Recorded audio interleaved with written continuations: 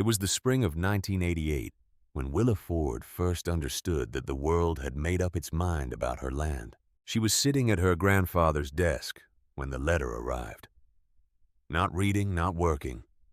Just sitting in the chair where Jedediah Ford had spent 40 years making his decisions. Her hands resting on the worn oak surface, her eyes on the window where the south pasture rolled down toward the creek. The desk smelled like him still. Pipe tobacco and beeswax and something older. Something that had no name but felt like permanence. The mailbox stood at the end of the gravel lane, the same rusted iron box Jed had set into the ground with his own hands the year he came back from the war. Willa had walked out to it barefoot that morning the way she did every morning. The dew cold against the soles of her feet, and found a single envelope that felt wrong before she even turned it over. The paper was too slick. The weight was too confident. It had the feel of something that had been printed in a building where nobody got dirt under their fingernails. She did not open it right away.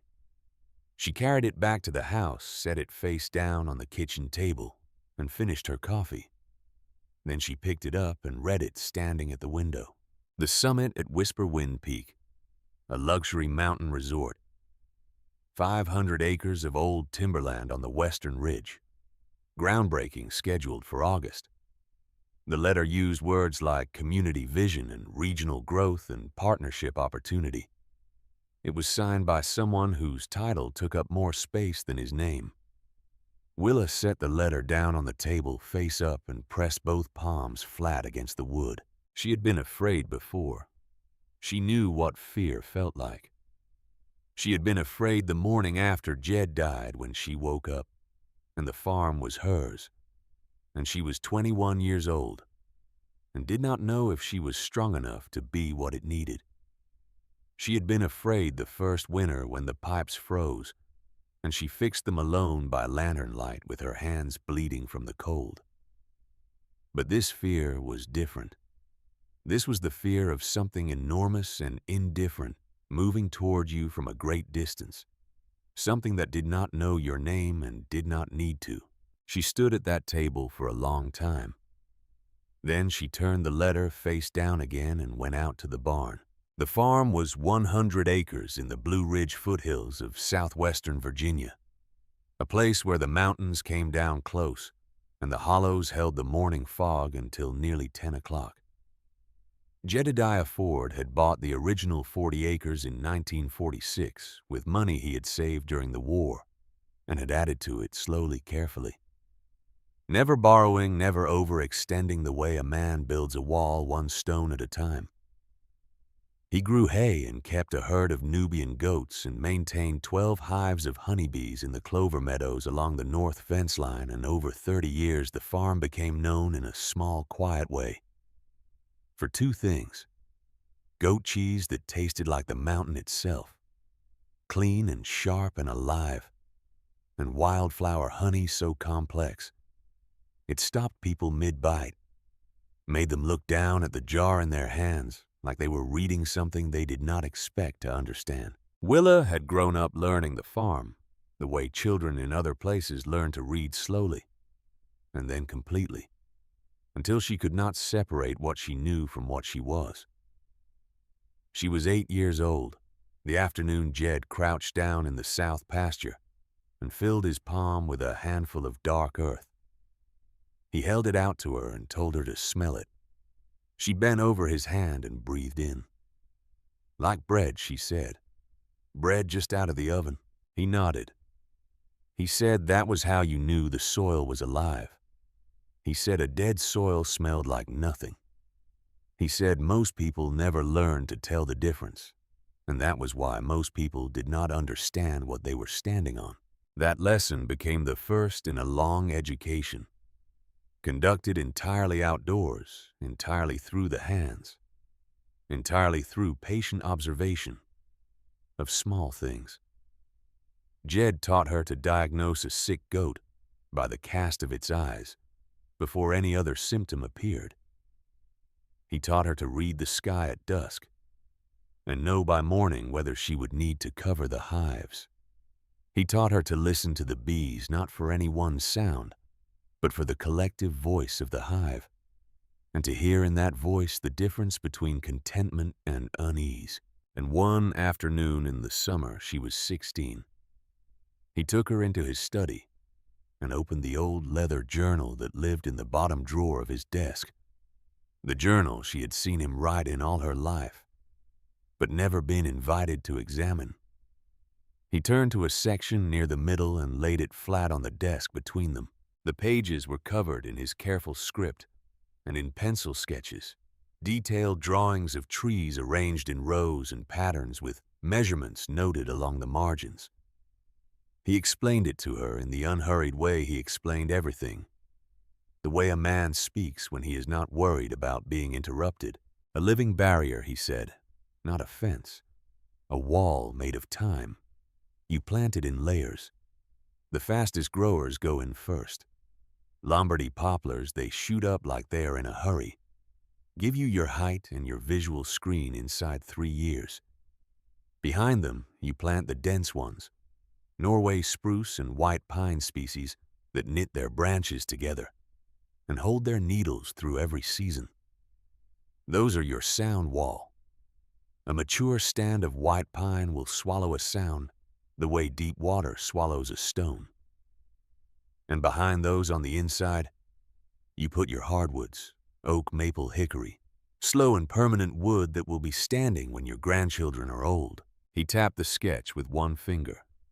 You plant them staggered, he said, offset from each other in a pattern, so the sound has no straight path through. It hits the first layer and deflects. It hits the second and absorbs. By the time it reaches the third, it is no longer a sound. It is a memory. Willa had listened carefully and said nothing. She was 16. She did not yet understand why he was showing her this, what threat he was preparing her to meet. The state had talked about widening the highway 20 miles away, and he had considered the barrier then. But the highway project had gone a different direction, and the journal had gone back in the drawer, and the pastures had stayed quiet. She had thought about that afternoon many times in the years since. She thought about it now, walking back to the house from the barn, with the letter folded in her shirt pocket like a stone against her chest. That night, she sat in Jed's study for a long time before she opened the journal. She was not sure what she was looking for. She turned the pages slowly past the rainfall records and breeding logs and crop rotation charts, the careful arithmetic of a life lived in close attention to the land. When she reached the section with the tree sketches, she stopped. She read his notes again, and then she saw something below the last sketch that she had not noticed at 16, a line written smaller than the others in ink instead of pencil added later. If you are reading this page, the world has come knocking. This was never a backup plan. I spent my whole life building this for you. Willa sat with that sentence for a very long time. She read it again. She set her hand flat over it as if the paper were warm. He had known. Not guessed. Known. The journal was not an accident of inheritance, not a random collection of an old man's observations. It was a prepared gift aimed at a specific future left for her by a man who understood that the world he was keeping quiet would not stay quiet forever. Everything he had shown her, every lesson in soil and sound and patience, had been leading to this page. She closed the journal. She did not sleep. The following month brought Arthur Harlan Cross. He arrived on a Tuesday morning in a car that was the color of a city sky, dark and immaculate, and he pulled it to a stop at the edge of her gravel lane without driving all the way up to the house. He sat inside it for a moment. Then the window came down halfway like a man who was not yet certain the air outside was worth breathing. Willa was in the yard when she heard the engine. She set down the water bucket she was carrying and stood with her hands at her sides and waited. Cross stepped out eventually. He was wearing a suit that had never been near a barnyard, and shoes that reflected the sky. He looked at her farmhouse, at the barn, at the pasture where the goats were working the clover along the ridge, and his expression was the expression of a man taking inventory of something he expected to acquire. He walked toward her, but not all the way to her. He stopped 12 feet away, which was a distance that said something about how he thought of this visit. The distance of a man who expected the other party to come the rest of the way. Willa did not move. "Miss Ford," he said, "I'm the project manager for the summit. I think you received our letter." "I did." "Good. Then you understand the situation." He looked toward the goat pasture again. "The two operations are fundamentally incompatible. Our guests will be paying a significant premium for a certain kind of experience. Quiet, pristine, a connection with nature that feels curated and intentional." She waited.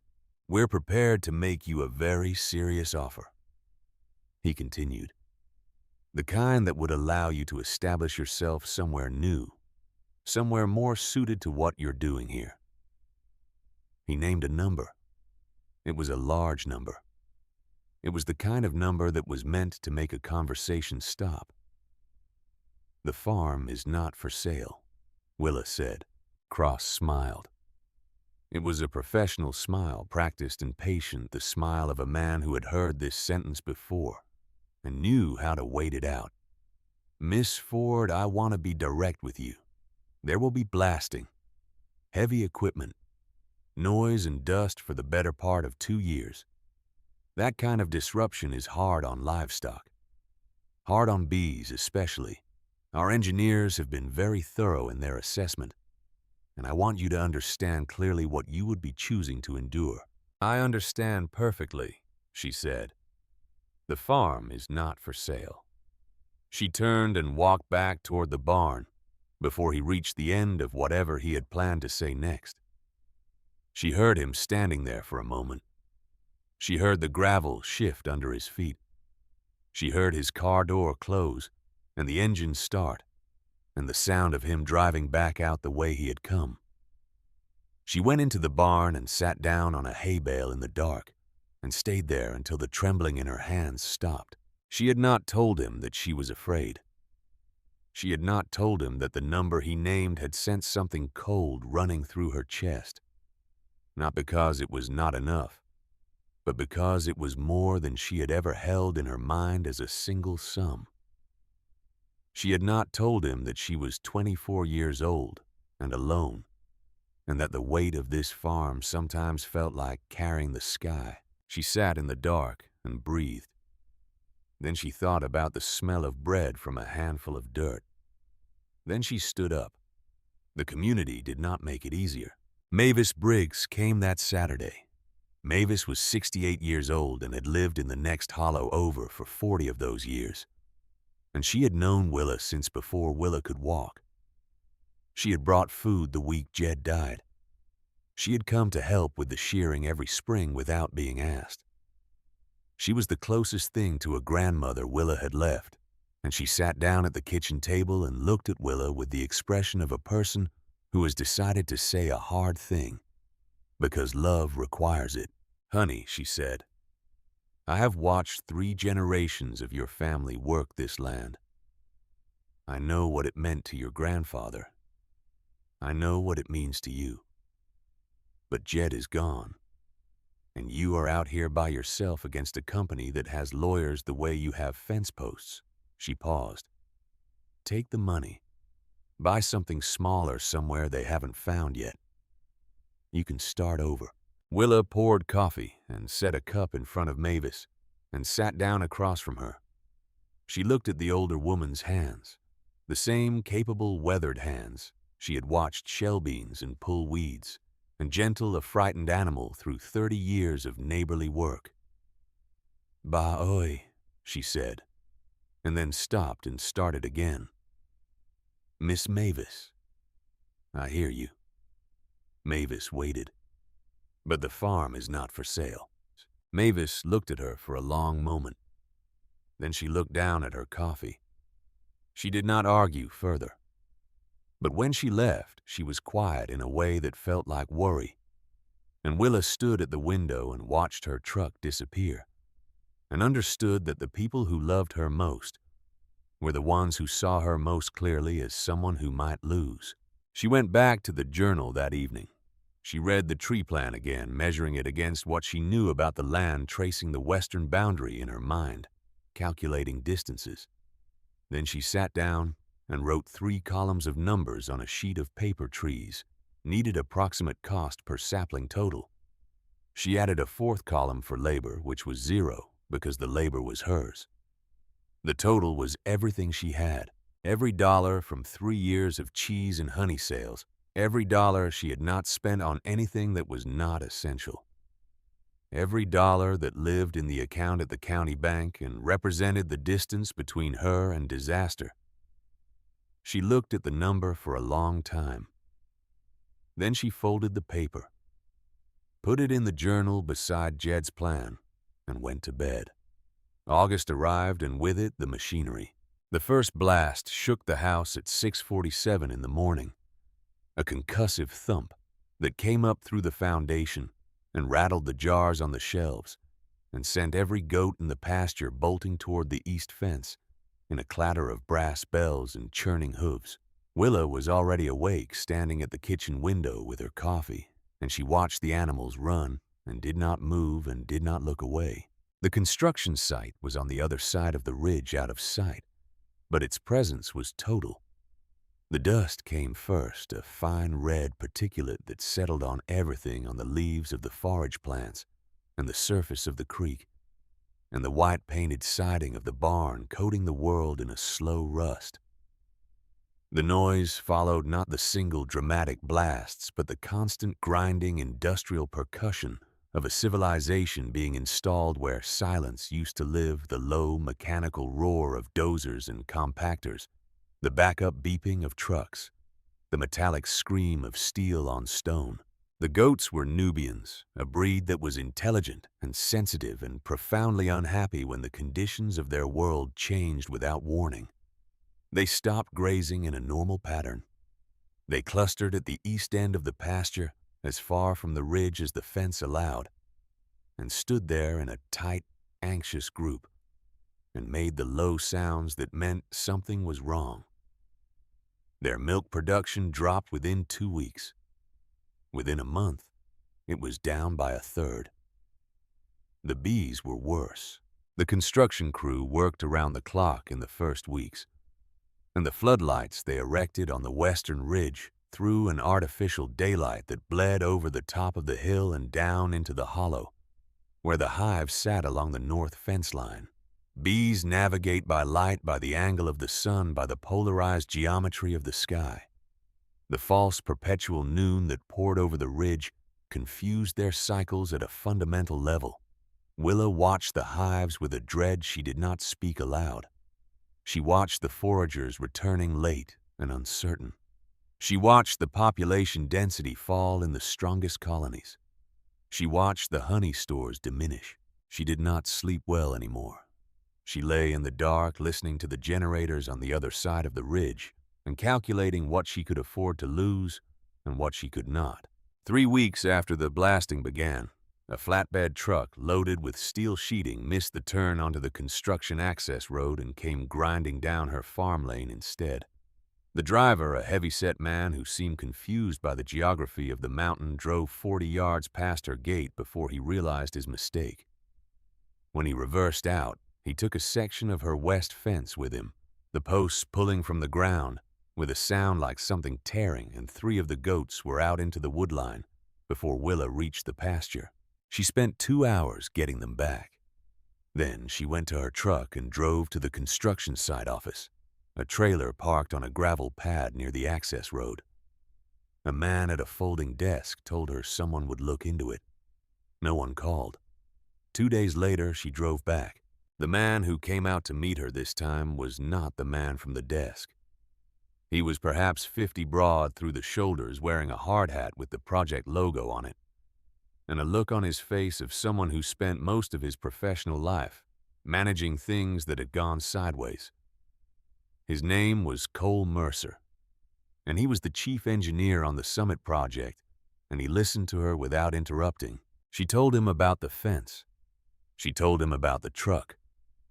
She told him about the goats. She did not raise her voice. She stated the facts in the order they had occurred. Cole Mercer looked at the ground for a moment. Then he looked at her. "I'm sorry, Miss Ford," he said. "That should not have happened.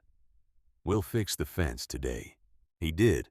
She watched a crew of 3 men rebuild the section that afternoon, setting new posts and stringing new wire, working efficiently and without being told twice. Cole Mercer was there himself, not supervising from a distance, but on his knees in the dirt, setting a post with his own hands. She noticed that. She did not say anything about it. She drove home and put the encounter away in the back of her mind like a small detail that had not yet revealed its meaning. The nursery was 40 miles south down in the valley, where the land flattened and the farms were larger, and the air smelled different, like clay and grass instead of pine and stone. The owner was a man in his 60s who had been selling trees in that county for 30 years, and he walked Willa through the stock with the efficiency of someone who respected her time and did not feel the need to oversell. She had the list from Jed's journal. She read from it, and he pulled the saplings and set them in groups. And when she reached the totals, he looked at the numbers and then looked at her. 600 trees for one person is ambitious, he said. She paid in cash. The bills came from the envelope she had kept in the drawer beneath Jed's desk, the account of 3 years of patient work, the savings she had never touched, because she had never found anything worth spending them on until now. She drove home with the truck bed full of saplings wrapped in burlap and straw-thin, flexible stems, no thicker than her thumb, each one a promise made to a future she might not live to see fully. The community verdict was swift and unanimous. Word traveled the way it always traveled in a mountain hollow, which was to say, it traveled before you had finished the action that created it. By the following weekend, there was not a person within 5 miles who did not know that the Ford girl had spent every dollar she had on a truckload of sticks. Willa heard the verdict secondhand through Mavis, who reported it without editorializing, but whose silence after reporting it said enough. She went out the next morning before the construction noise started in the blue dark before sunrise, and drove the first stake into the western boundary line. The soil was damp from a night rain, and the stake went in cleanly, and she stood for a moment with her hands on it, feeling the solidity of the ground beneath her feet. She dug the first hole by hand with a long-handled spade, measured the spacing from Jed's plan, and set the first Lombardy poplar sapling into the earth. She filled the hole and tamped it down and moved 12 feet to the right and began the second hole. No one saw her do it. The sun was barely above the ridge. The construction site on the other side of that ridge would not start for another hour. The goats were still in the barn. The bees were still in their hives. She was alone in the field with a plan drawn by a dead man and 600 trees to plant, and nothing but time and necessity to get them into the ground. She was afraid. She had been afraid for months. But fear and work were not incompatible. She had learned that from Jed, who had farmed through the Depression and a world war and a drought that killed 3 of his neighbors, and who had never once in all the time she knew him given the impression that he believed things would turn out well, simply because they ought to. He had believed in work. He had believed in paying attention. He had believed that the land rewarded patience the way it rewarded nothing else. Not cleverness, not force. Not money, only the long, slow willingness to stay. She drove the second stake and began the third hole. By the end of that first day, she had planted 37 trees. Her back ached with a depth that settled into her bones. Her hands were blistered in new places, the marks of different tools on different muscles. and she stood at the end of the new row as the light left the sky and looked at the thin line of saplings receding into the dusk. They were almost nothing. They were sticks in the ground. The construction site was louder now than it had been that morning, the night shift coming on the generators cycling up to their nightly roar. The floodlights beginning to bleach the ridge in that cold artificial white. Willa looked at her 37 trees for a long moment. Then she picked up her tools and walked back to the house to eat and sleep and begin again before sunrise. Whatever happened next was going to take a long time, and whatever happened after that was going to depend on what she planted now. She understood that. She had understood it since she was 8 years old, kneeling in a pasture with her hands full of good dark earth, learning to read the land from a man who had been preparing her for this her whole life. She went inside. She set her tools by the door. She opened the journal to the planting plan and smoothed the page flat with her palm. Outside, the generators hummed. The ridge glowed. The thin line of saplings stood in the dark, and the valley waited to see what kind of woman Jedediah Ford had left behind. 2 years later, a killing frost came down off the mountain on a Tuesday night in April, and by Wednesday morning, 340 of her 600 trees were dead. Willa walked the rows at first light, before the construction noise started, before anything else in the world had a chance to make a sound. She touched the saplings one by one, pressing her thumb against the stems, feeling the soft collapse of tissue that had no business being soft. A living stem had resistance. It pushed back. These did not. They bent at her touch like wet paper. The cellular walls broken open by the ice that had formed inside them overnight. And she walked the entire western boundary in the gray morning light, touching each one, and knowing before she finished the first row how bad it was going to be. When she reached the end, she stood still for a long time. The phone was in her shirt pocket. She had put it there that morning out of habit, the same way she always did. And now she was aware of its weight in a way she had never been before. Cross had left a card. She still had the number. The money he had named was still a real number, still enough to change the shape of her life, still sitting somewhere in an account that belonged to a company that had not yet stopped wanting her land. She took the phone out. She looked at the screen. The ridge behind her was already beginning to glow with the first yellow light of the work crew arriving, and the sound of the first engine turning over came down through the trees like a verdict. She looked at the phone. Then she looked at the ground. The earth between the dead saplings was dark and damp from the same cold that had killed them, and she crouched down and pushed 2 fingers into it and brought them up and breathed in. The smell came to her the way it always came, clean and complicated, layered with the work of a billion invisible organisms doing their patient, unhurried business in the dark. Like bread, she thought. Bread just out of the oven. She put the phone back in her pocket. She had work to do.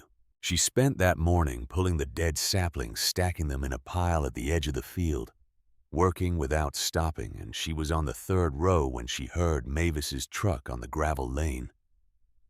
She did not stop working. She heard the truck door, and then silence for a moment. The kind of silence that meant the older woman was looking at the field and understanding what she was seeing.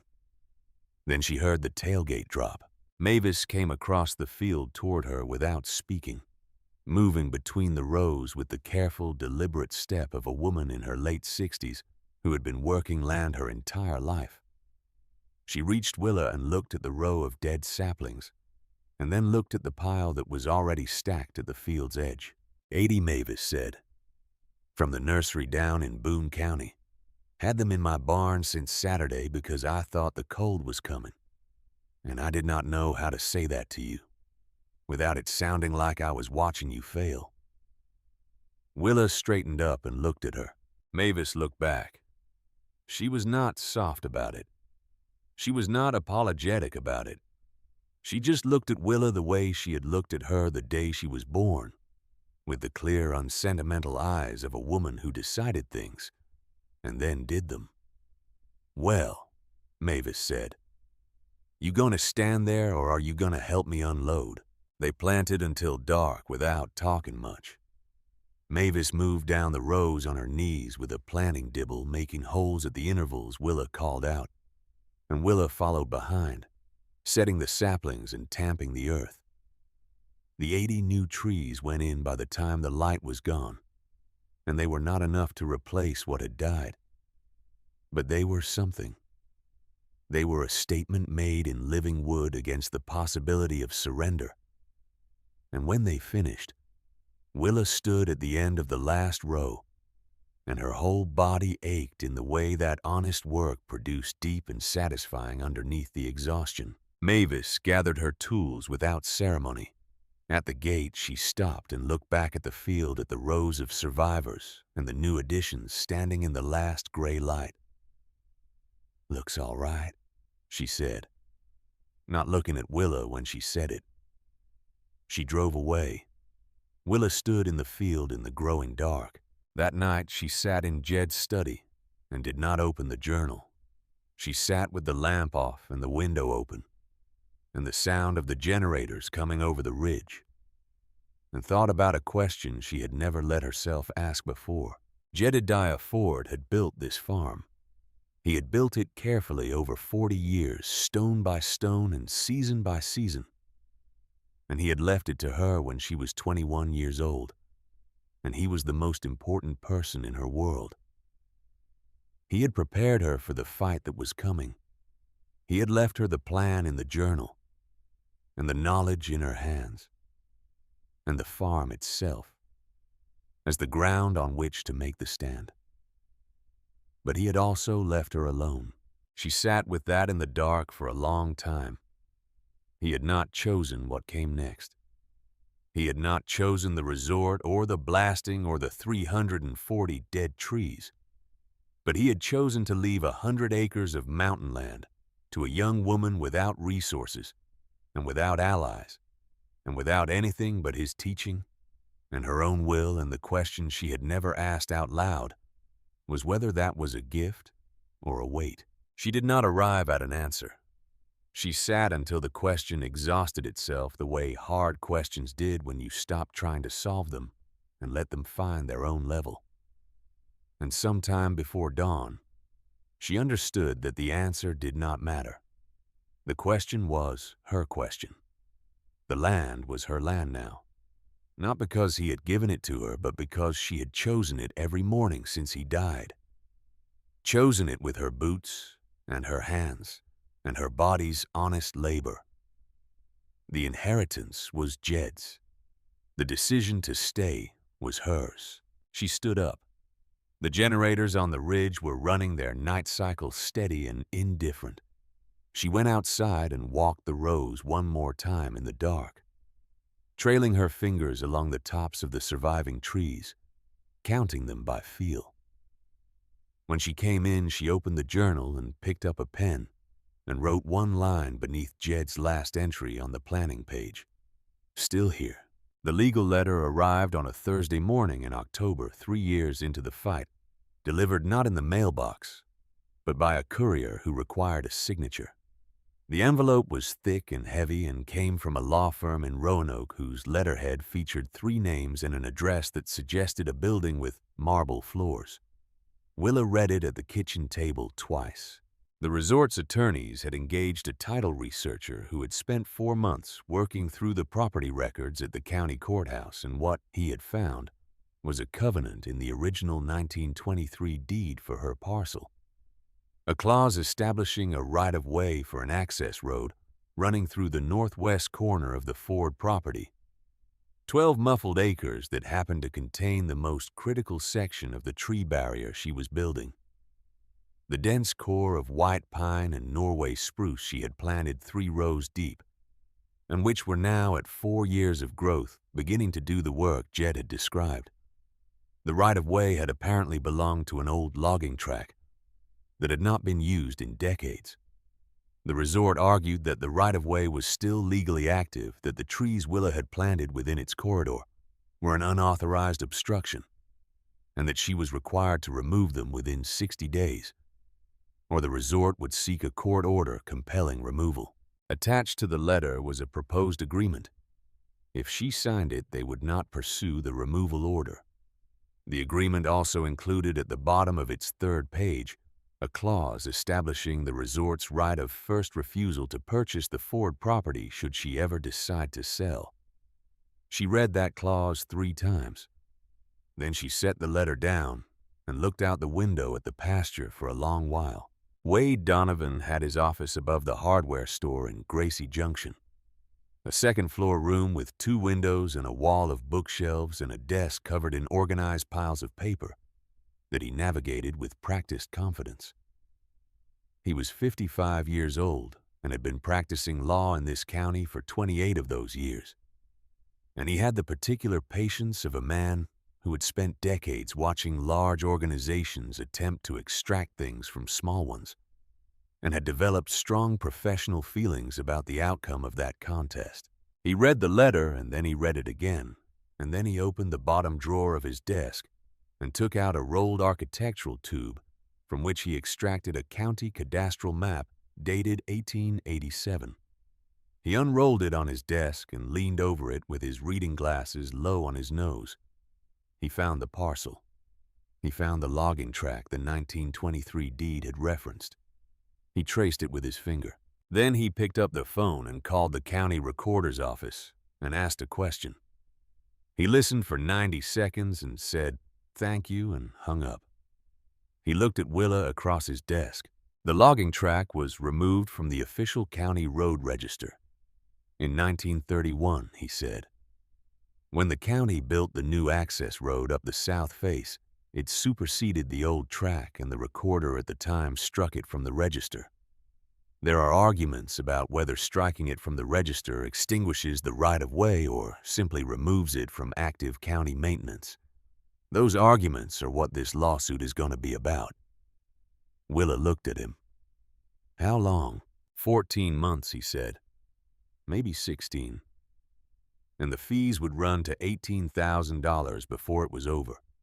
He told her that plainly because a man who made people feel good about bad news was not a man she needed.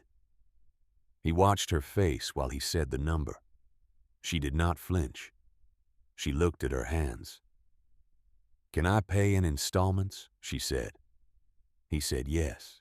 What Donovan did not tell her, and what she did not learn until much later, was that he had already spoken to 3 other landowners in the county who had received similar treatment from the same resort development firm. The same researcher, the same letter, the same right of first refusal clause buried in the 3rd page of the proposed agreement.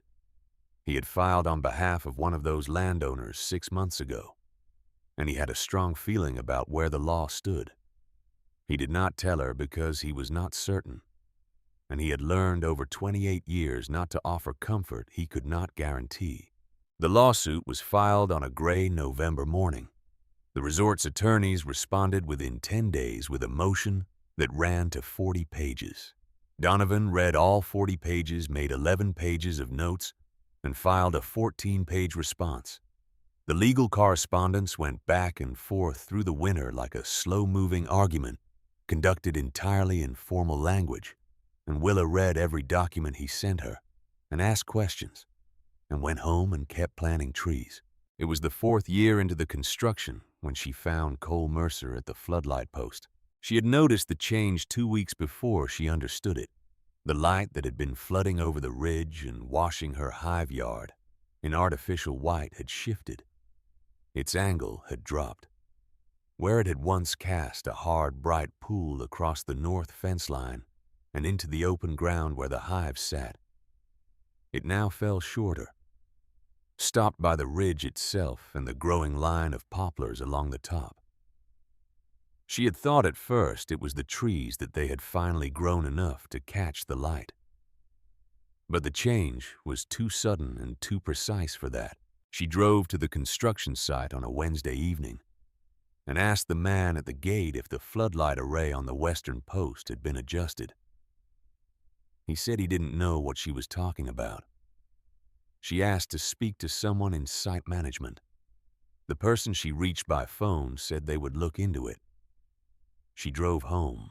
The following Thursday at 6 in the evening, she was checking the hives along the north fence when she heard something on the other side of the rise, the small scrape of boot on stone. And she looked up and saw Cole Mercer standing at the base of the western light post, 60 feet up the ridge on the other side of her fence line. He was alone. He was not wearing a hard hat. He had a large crescent wrench in one hand. He saw her at the same moment she saw him. Neither of them moved for a long moment. She understood then. She understood it with the same clarity she understood the soil or the bees, not from an explanation, but from the accumulated weight of 100 small observations arriving at once.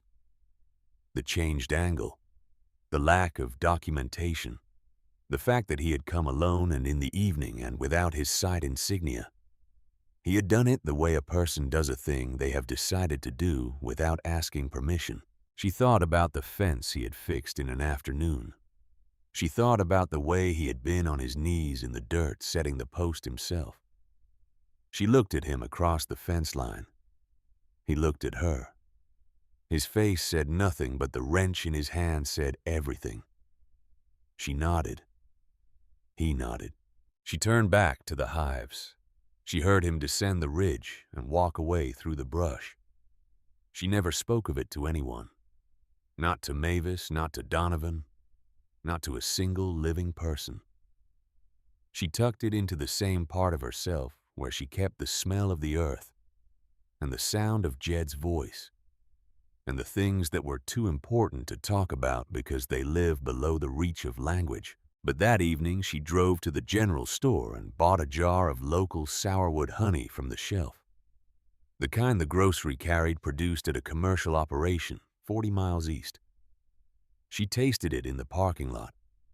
It was fine. It was sweet. It tasted like nothing in particular. She thought about her own honey, the current harvest sitting in the extracting room, dense and complex, smelling of the 300 species of wildflower that grew in her meadow, tasting of the mountain and the season, and the long, patient attention of bees left in peace to do their work. She drove home and went to bed and slept without waking for the first time in 4 years. The spring of the 5th year brought a different kind of emergency. She came into the barn on a Wednesday morning in March and found Winnie, the oldest doe in the herd, standing apart from the others with her back hunched and her hindquarters trembling. Winnie was 14 years old, which was old for a Nubian, and Jed had bought her as a kid in 1979, and she had been in the herd longer than some of the fence posts. Willa put her hand on the doe's flank and felt the heat there, and saw in her eyes the dull cast of an animal in real pain. She called Dr. Ashby, the large animal vet out of Galax, and he came that afternoon and spent 40 minutes with the herd before he came to find Willa where she was waiting by the gate. He told her what he had found. The disease was CAE, a viral infection that lived in the white blood cells and expressed itself in the joints and the nervous system. It moved through a herd by contact, especially through milk, and there was no treatment and no cure. The only management was separation and testing, and the animals that tested positive had to be removed from the herd immediately and completely. He named 23 animals, almost half the herd. Willa stood at the gate and listened to him with her hands at her sides. She asked the questions she needed to ask. She thanked him. She paid him and watched him drive away. Then she went into the barn. She did it herself the way she did everything on this farm, because there was no one else to do it, and because it was her herd and her responsibility, and she did not believe in outsourcing the things that hurt. She worked from mid-afternoon until after dark, The remaining animals, 31 of them, stood in the far corner and watched. When it was done, she went to the house and washed her hands for a long time at the kitchen sink and looked out the window at the dark pasture. The herd was 31 animals. That was less than half the production she had relied on for 3 years. The cheese operation would not survive on 31 animals at its current scale.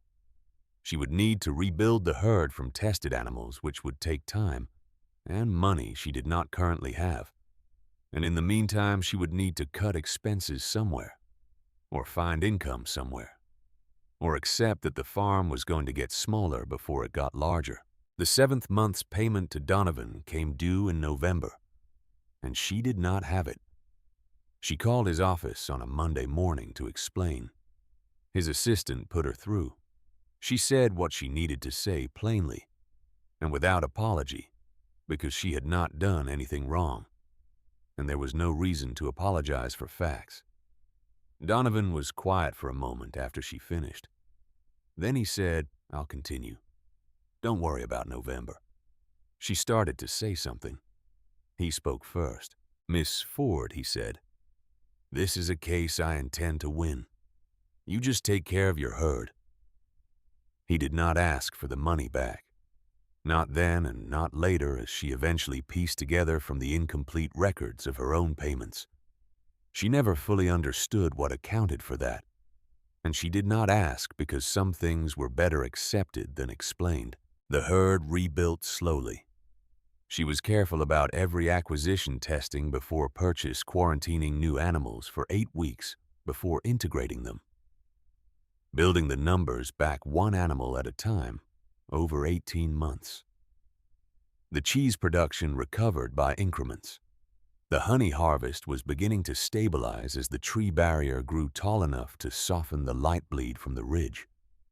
The bees were not yet what they had been, but they were working again with something close to their old confidence. In the 6th year, a crew of subcontractors from the resort project took a wrong turn on an unpaved fire road and came out on the north slope of her property above the creek hollow, where she maintained a seasonal hay storage.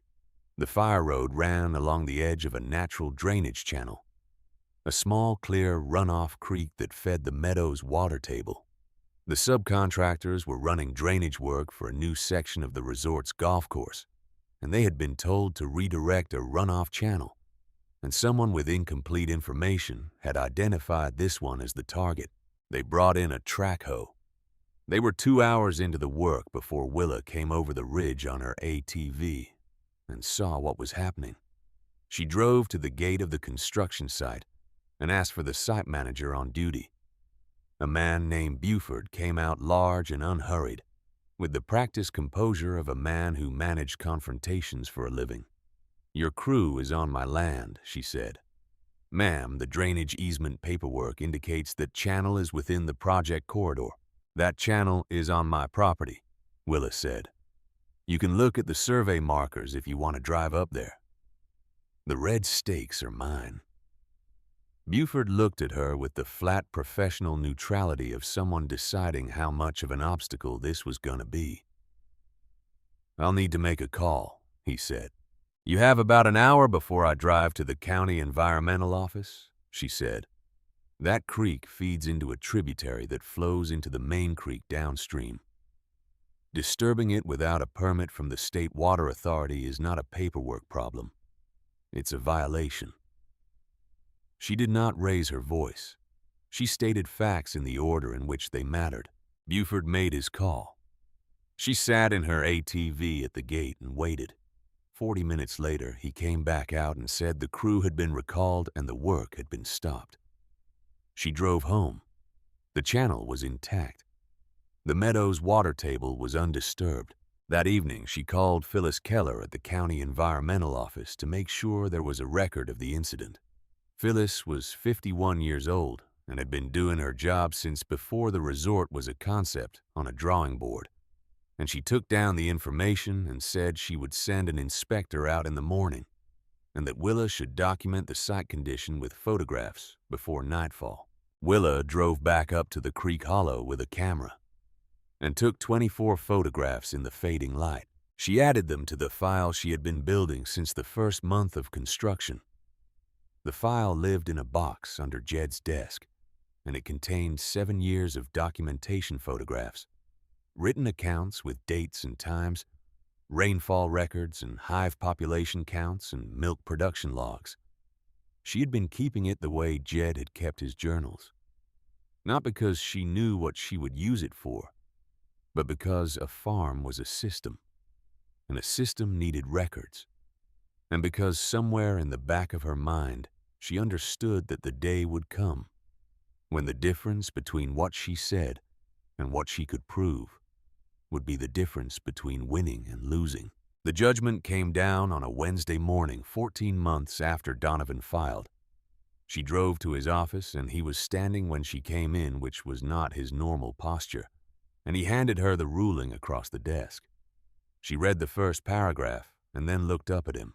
The covenant from the 1923 deed was unenforceable. The right-of-way had been legally extinguished by the county's 1931 road reclassification. The resort's position had no basis in current property law. The court ordered the resort to pay all legal costs. Donovan sat down. He picked up his pen and then set it down without writing anything. "They'll appeal," he said, "but they won't win it." Willa held the ruling in both hands. Outside his window, the main street of Gracie Junction was doing its ordinary Wednesday business, 2 trucks at the light. A woman pushing a stroller, the flag in front of the courthouse lifting in a small wind. The northwest section of her tree barrier would stand. The white pine and the Norway spruce, 8 years old, now dense and interlocking and taller than a man's reach above his own head, would not be touched. She drove home and walked the rows in the afternoon light, running her hand along the rough bark of the pines. They were not the sticks she had planted.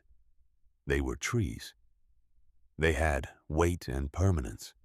The sound from the resort on the other side of the ridge was a muffled thing now, a rumor of machinery, something that belonged to a different world. That evening, Cross called her for the first time, not from his car window and not through a courier. He called her on the telephone like a person who needed to speak to another person. She picked up. His voice was even practiced, the same voice from 7 years ago, but there was something in it now. A careful quality, the quality of a man choosing his words in the way that indicated he understood they were going to matter. "Miss Ford," he said, "I think it would be worthwhile for us to have a conversation about the future of our relationship." She said nothing. "I believe there are arrangements that could be mutually beneficial," he said, "given how things have developed." "You know my number?" she said, and she hung up. She stood in the kitchen with the phone in her hand for a moment. Then she set it down on the counter and went to check on the evening hives. 2 months later, an article appeared in a national food and travel magazine. It was written by a woman named Sadie Hayes, who had come to the resort on assignment the previous September. The article was not a resort review. The resort appeared in it only as a point of reference, a landmark against which something more interesting was measured. Willa had not known Sadie Hayes was coming.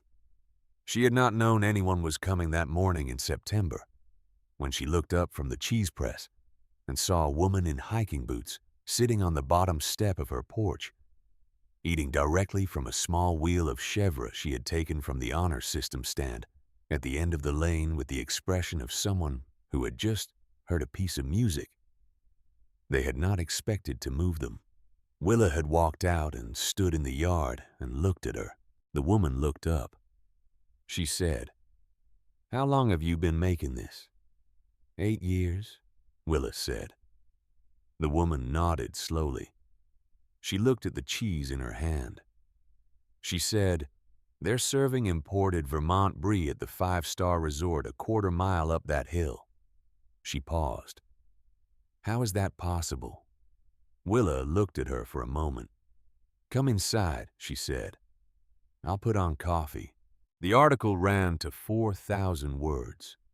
Sadie Hayes wrote about the farm with the precision of a journalist.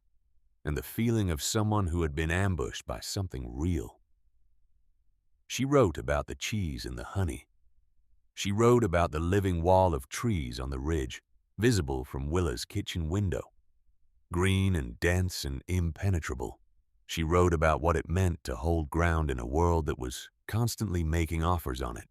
She called Willa Ford a woman who had decided at 24 years old that some things were not for sale, and had spent a decade proving that the decision could be sustained. The article ran in January. By February, the resort's concierge desk was receiving 6 to 8 requests per day, asking for directions to the Ford farm. And Harlan Cross, reading the article in his office on a Monday morning, read it 3 times. The second time, he was looking for the legal angles. The third time, he was not. The third time, he was reading it, the way you read something that has changed the terms of a conversation you thought you were winning. He picked up the phone and then put it back down. He looked out his office window at the mountain. He was going to have to drive down that gravel lane again. He had known it somewhere below the level of his professional instincts since the moment the judgment had come down from the court. But the article had made it urgent in a new way, because the resort's clientele were not the kind of people who accepted a substitution gracefully. And what Sadie Hayes had done was tell several 100,000 readers exactly where the real thing was, what Cross did not know. Sitting in his office on that Monday morning with the magazine on his desk was that 6 weeks earlier, Willa Ford had driven to a real estate office in the county seat with a cashier's check drawn on the account where 8 years of cheese and honey money had accumulated, and had placed a deposit on 800 acres of wooded land on the eastern slope of the ridge, the same 800 acres that Cross's development team had quietly identified 18 months ago as the site of the resort's planned expansion. She had found out about the expansion plan the way she found out most things, by paying attention to what was already in front of her. The survey flags had appeared on the eastern slope the previous spring. Orange plastic markers driven into the ground at regular intervals, and she had known what survey flags meant. She had spent a week tracing the parcel boundaries from the county records and 2 more weeks making inquiries about the ownership. Then she had driven to the real estate office. The land would close in 3 weeks.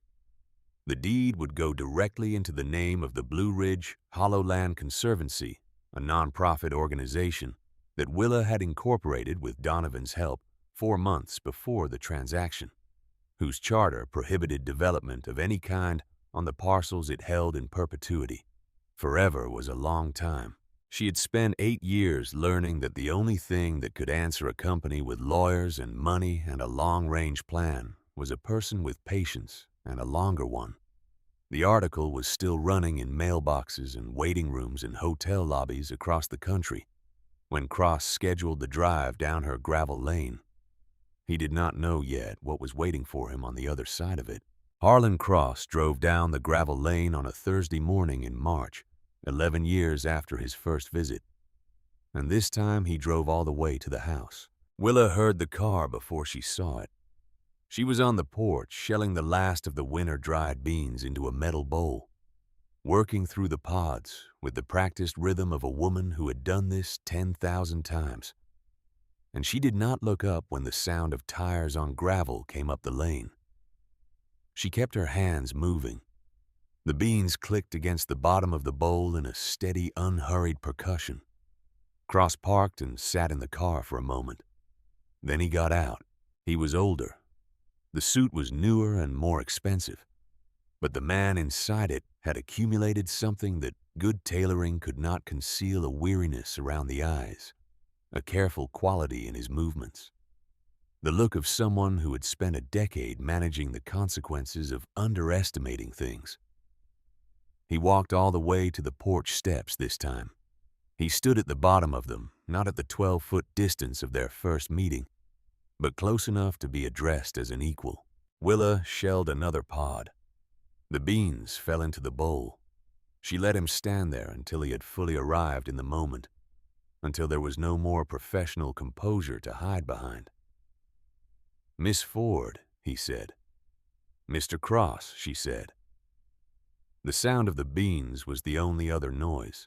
From somewhere in the south pasture, one of the goat's bells gave a single note and went quiet. Cross cleared his throat. He said, "We have a situation with our supply chain. Our guests have developed a specific preference for certain local products. Your products, to be precise." He paused, and the pause had something in it she had not heard from him before, the pause of a man who had rehearsed the next sentence and still found it difficult.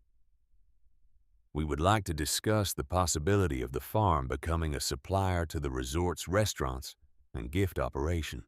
Willa shelled another pod. She did not look up from her hands. "I'm not sure my small operation is compatible with your vision," she said. She used his words the way you use a key that has been sitting in your pocket for 11 years waiting for the right lock. She said them quietly and without performance, and she watched them land. Cross's jaw moved. A color came into his face that was not anger and was not embarrassment exactly, but was the specific discomfort of a man confronting the precise weight of something he had said when he thought it would not matter. He looked at the bowl of beans. He looked at the pasture. He looked at the wall of trees on the ridge, dense and dark green and impenetrable white pine and Norway spruce, and the great Lombardy poplars along the outer edge, standing 35 feet tall, a living architecture that had swallowed the ridge completely and turned the resort behind it into a rumor. He had tried to erase this farm. Instead, it had become the most talked about thing associated with his property. "Our vision has evolved," he said. "We see considerable value in an authentic farm-to-table relationship. A local provenance story." "I see," Willa said. She set the bowl on the porch railing and stood up.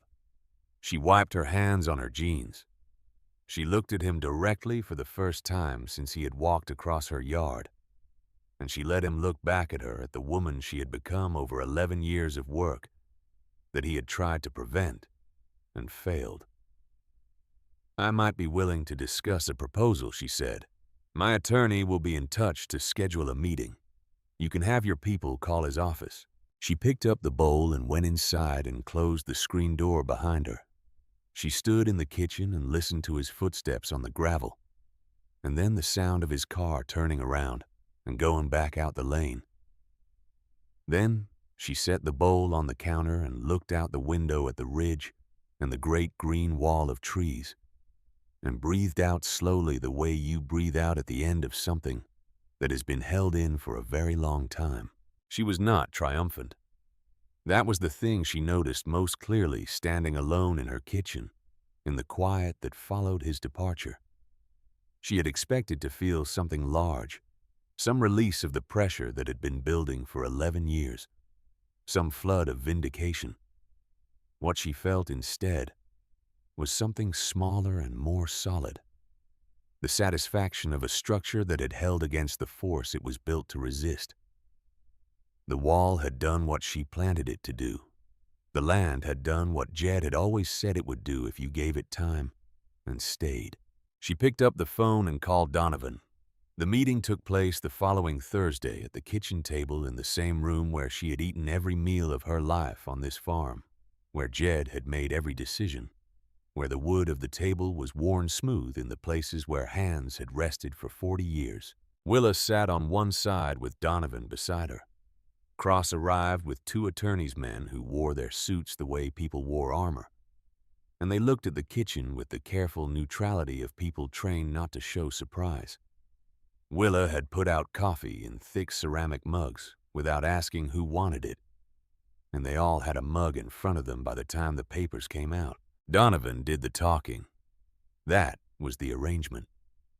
Willa had spent a week with him preparing the terms, going through them line by line the way she went through everything carefully and completely, and she had made her positions clear, and he had written them down with precision. His job was to say them.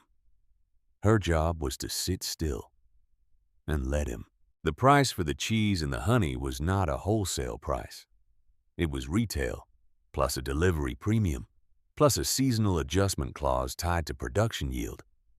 The resort would pay what the market bore, not what a supplier usually accepted when a large client was in the room. The quantity was fixed, a specific amount per week calculated to the number Willa had determined her herd and her hives could produce without strain, without pushing the animals, without extracting more from the land than it was prepared to give. If the resort wanted more, the answer was no. They would learn to manage their menus around the supply, not the other way around. The exclusivity ran both directions. The resort could not stock or serve any competing artisan goat cheese or local honey from any other producer, while the contract was in force. And Willa would not supply any other commercial operation in the county. They would be each other's only partner in this, which meant that the resort's guests who wanted the real thing could only get it one way.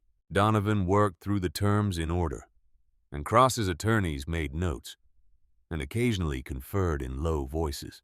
Cross himself sat at the end of the table with his hands around the ceramic mug and said very little. He was watching Willa. She was not watching him. She was looking at Donovan or at the papers or at the window where the south pasture was going green in the March light. And she had the quality about her that she had always had the quality of someone who was not performing patience, but actually practicing it, rooted in the room the way the trees were rooted in her land. The moment came in the middle of the third term, the section on delivery logistics, when Cross's lead attorney leaned forward and said, "There is one additional item our client would like to include as a standard business protection." He turned to a page near the back of his own document and slid it across the table. "It is a right of first refusal on the property should Miss Ford choose to sell at any point in the next 10 years. Standard in these partnership arrangements." Donovan looked at the page. He did not pick it up. Willa looked at the page. Then she looked at Cross. Cross was looking at the table. She stood up. Both of Cross's attorneys looked up at her. Donovan remained still. She said, "The farm is not for sale. It was not for sale when you drove down my lane 11 years ago. It is not for sale today. It will not be for sale in 10 years. She paused. And when she continued, her voice was the same quiet she had always used. The voice of someone who did not need volume, because the words themselves had enough weight. If that clause is a condition of this agreement, then there is no agreement, and you are welcome to drive back the way you came. The room was quiet. One of Cross's attorneys started to say something about standard industry practice. Willa kept her eyes on Cross. He had not moved.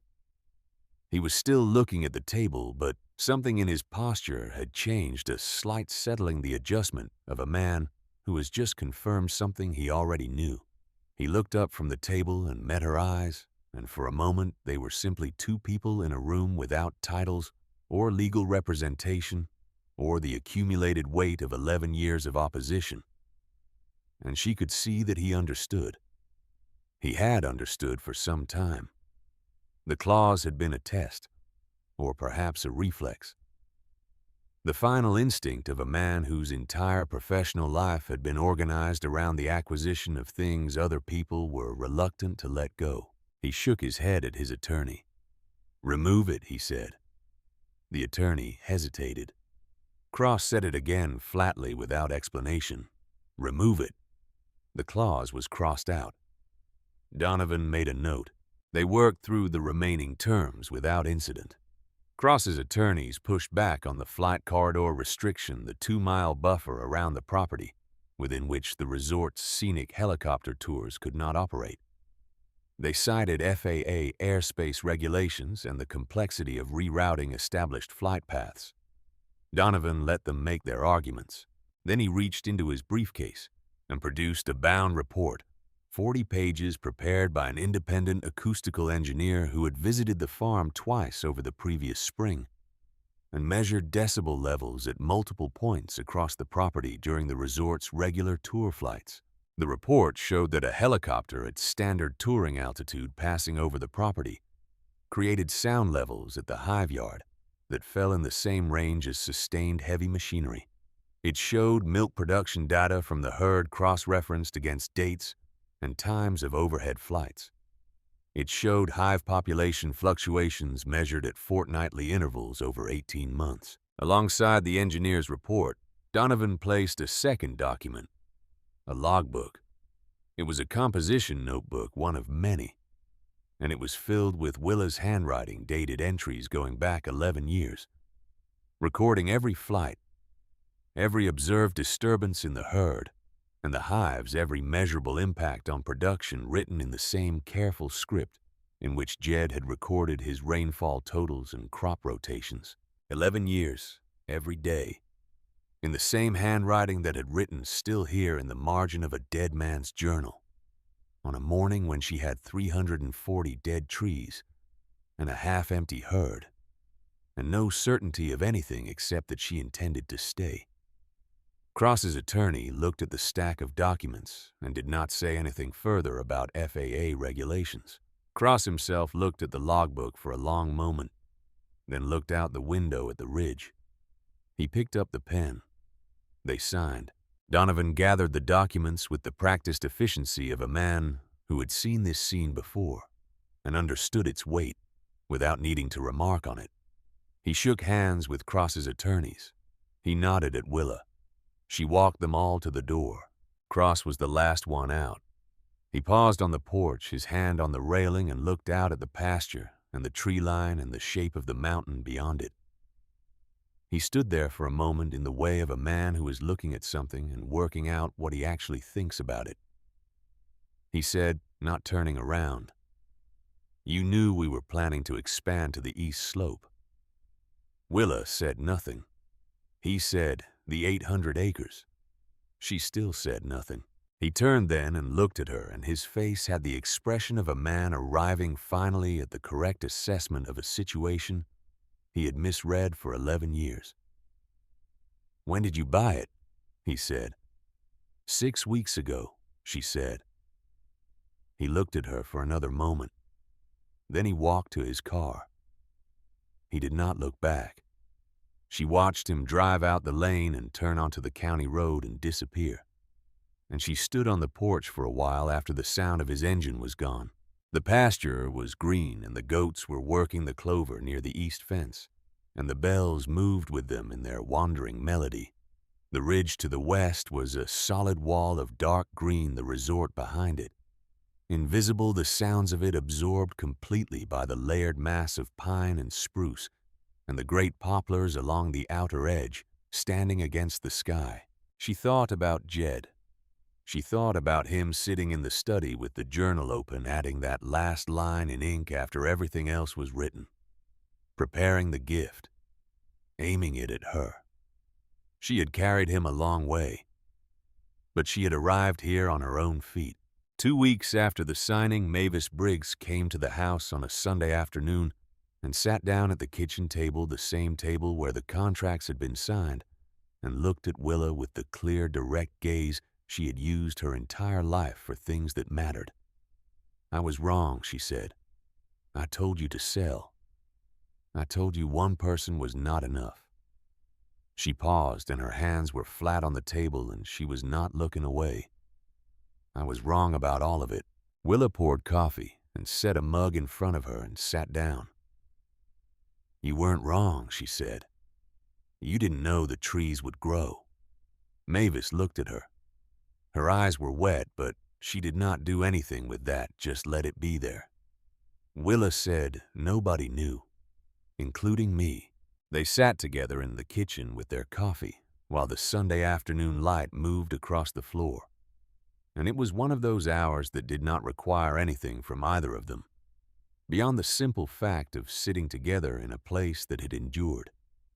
6 months after the signing, Cole Mercer left the resort. Willa heard about it from Mavis, who heard about it from someone at the general store, which was how all information of consequence traveled in that county.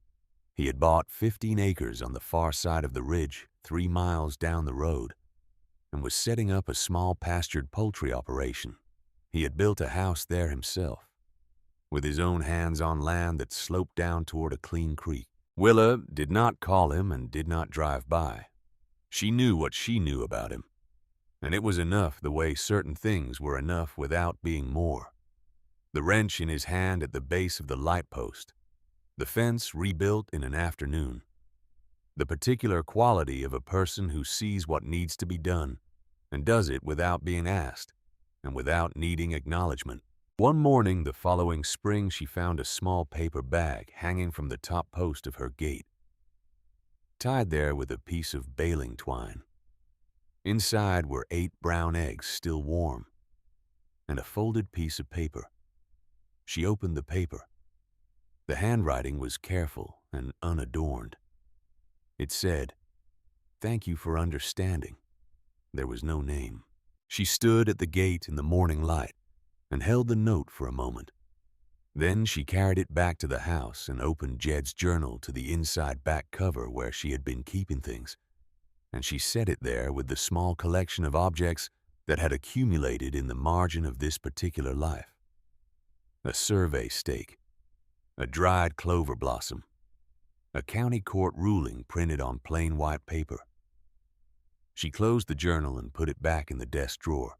The contract with the resort became the kind of arrangement that outlasted everyone who had negotiated it. Cross retired 3 years after the signing, and the resort changed hands within 5 years, and then changed hands again, each new management team inheriting the terms and the story along with the building and the grounds.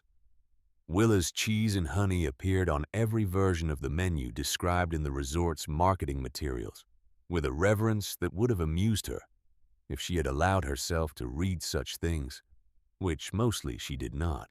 The exclusivity clause meant that guests who asked where they could find the products on their own were told there was nowhere else to get them. They were either on the menu at the summit or they were not available. This created a particular quality of demand, the demand of people who understood that a thing existed only in one place and could not be reproduced or substituted. And it meant that the price Willa had set in that kitchen on a Thursday morning, held without renegotiation through 3 ownership changes and 2 decades because no new owner was willing to be the one who lost the relationship. They had tried to erase her and ended up building their brand around her. She had thought about the irony of that in the early years and found it satisfying. In the later years, she did not think about it much. It was simply the way things had turned out, the natural consequence of a choice made at 24 years old, and sustained through frost and disease and lawyers and 11 years of a generator humming on the other side of a ridge. She bought the adjoining woodland to the north in the 15th year, 80 acres of mixed hardwood and creek bottom that had belonged to an estate being settled by heirs who had never seen the land. She put it directly into the conservancy. Then she bought 30 more acres on the south face from a retired couple who were moving to Florida, and that went into the conservancy too. The farm was ringed now on 3 sides by protected land. Land that could not be developed, could not be sold for extraction, could not be touched by the kind of enterprise that had arrived at her mailbox in a glossy envelope the spring she was 24. Jed had said you could not build a wall high enough to stop the world. You could only plant one. She had planted one. Young farmers began to find her in the years after the article, which had been shared and reprinted and referenced until it became one of those pieces that people discovered years after it was written and sent to someone they knew who needed it. They came from several counties away and sometimes from other states. Young men and women who were facing their own versions of the same story. The offer that was too reasonable to refuse the pressure, dressed up as opportunity. The world making its case for why the sensible thing was to sell.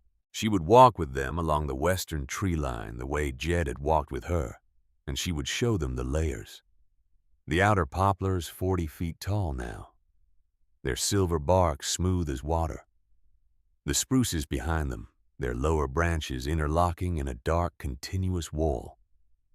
And on the inside, the hardwoods she had planted last, and slowest the oaks and maples, now approaching their full stature. Trees that would still be standing when everyone currently alive had gone back into the earth. She would say the world will always make you an offer. It will frame the offer as kindness. It will tell you it is protecting you from yourself. She would stop and put her hand against the bark of the oldest oak, the one she had planted the third day of the first season, a tree she had carried as a sapling no heavier than her forearm. She would say, most people think you have two choices, fight or go. But there is a third way. You can plant. You can put something in the ground that will defend you while you work. It takes longer than you think you have. It costs more than you think you can afford. And it will outlast everything that came against it. She did not tell them it was easy. She did not tell them it always worked. She told them what she knew, which was that patience was not passive and that the land rewarded the people who stayed. She was 63 years old when she began teaching Finn. He was 19, her brother's youngest boy, with the same quiet eyes she saw in the mirror and the same quality of attention, the way he looked at things before touching them, the way he asked questions that suggested he had been turning them over for some time before he spoke. He had been coming to help on weekends since he was 14, and he knew the work well enough by now that she did not need to explain most things. That October, she began teaching him the honey. They worked in the extracting room together in the long copper light of the fall afternoons. The smell of beeswax and dark honey surrounding them. The sound of the uncapping knife and the centrifuge filling the air with a warm, productive hum. She showed him the old methods, the ones Jed had taught her, the way you read the viscosity of the harvest honey. By the way it fell from a wooden paddle, slow and continuous, a thread without breaking the sign of a honey. With the right moisture content, the honey that would keep. She showed him the records, the logbooks she had maintained every year. The population counts and the harvest weights and the production notes that track the health of every hive through every season. She showed him the conservancy papers and the land maps and the contracts, explaining each one with the patience Jed had used to explain the soil and the trees, because the knowledge of how to hold land was as practical and learnable as the knowledge of how to farm it. On the last afternoon of October, when the work was done and the light was going amber through the small windows of the extracting room and the farm was settling into its evening quiet, she went to the desk in the corner where she had kept Jed's journal for 30 years, and she took it out and carried it to where Finn was standing. He looked at it without reaching for it. She held it out.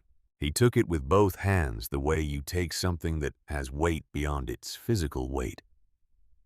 He opened it to the first page, and she watched his eyes move across Jed's careful script.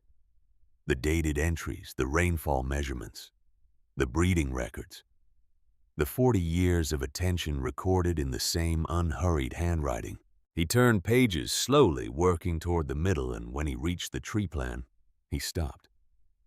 He looked at the sketches, the staggered rows, the species notations, the measurements in the margins. He looked at the line Jed had written in ink below the last sketch. Then he turned a few more pages and found her writing the line she had added on the morning after the frost, after 340 trees, and the phone she had taken out and put away again. Still here. He looked up at her. She said, "It's yours now. It knows more than I do. Listen to it, and listen to the land. They will not steer you wrong." Finn held the journal for a long moment. He looked back down at it, then out the small window at the pasture where the evening light was falling gold across the grass, and the goats were making their slow way toward the barn, their bells moving in that wandering melody she had been hearing her whole life. The sound of animals content in a place that had been kept for them. She left him there with the journal and went outside. The October air was cold and clean, carrying the smell of pine from the ridge. and the sweet rot of fallen leaves from the hardwoods along the creek. And she stood in the yard and looked west at the tree line. The sky behind it was the deep blue of the late afternoon, and the tops of the poplars moved slightly, in a wind she could not feel at ground level. The spruces were a dark, continuous line. The oaks stood in their slow permanence. Somewhere behind that wall of trees and wood was the resort, its lights beginning to come on in the dusk, its guests arriving for dinner, its menus describing her cheese and her honey with language she would have found excessive. It existed on the other side of the trees, like a country she had never visited and did not need to. The bees were coming home. She could see them in the last light. The long, dark streams of foragers returning from the meadow, descending toward the hives in their practiced, unhurried lines. The late workers making their last run before the cold shut down the fields. They came in from the east and the south and dropped toward the hive entrances with a sureness that never failed to stop her.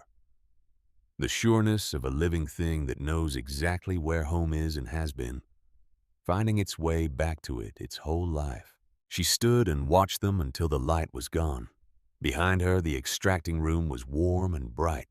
She could hear Finn turning pages in the old journal, the soft sound of his careful attention, moving through the record of 2 lives spent learning this particular piece of earth. The valley held the dark, the way it always held it, close and quiet. The fog already beginning to gather in the low places along the creek. The ridge to the west, a black silhouette against the last of the sky. She had been afraid here once. She had stood in this yard at 24 years old and felt the full weight of what was coming and been afraid. In the way only the young are afraid, with no experience of survival, to draw on nothing to consult, except a dead man's journal and the smell of the earth under her feet.